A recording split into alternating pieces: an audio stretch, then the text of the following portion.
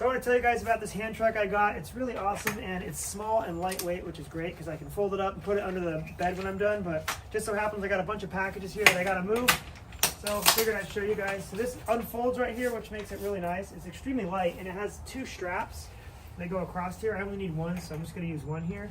But so you can easily stack stuff on here. This is pretty heavy here. The nice thing about this versus like a big hand truck is it's lighter and it's easy to store when you don't have a lot of space. So you put that strap underneath there, go across here, and this is a really heavy duty strap too that will definitely hold your stuff in place. And like I said, it comes with 2 in case you need both of them. So just tighten it down here. And it's not even quite even, but it rolls really, really nice. And even like on these stairs here, holds everything together. It holds really easy, and if you need to go on tight corners, it easily turns around, which is really nice. And it just makes it a lot easier. So this stuff probably weighs about 40 pounds. And it's just so much easier being able to have this. So I'm just gonna go ahead and take it over.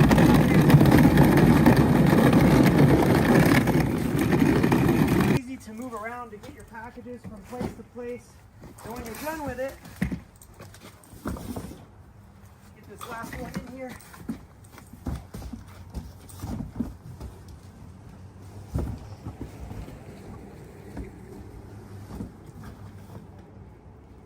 When you're done with it, it's very easy to fold up. Push the button here, fold it in place, push that in like this, and it's got a really nice carrying case you can put it in to store it.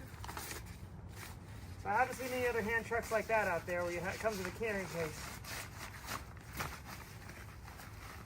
Put that in here like this.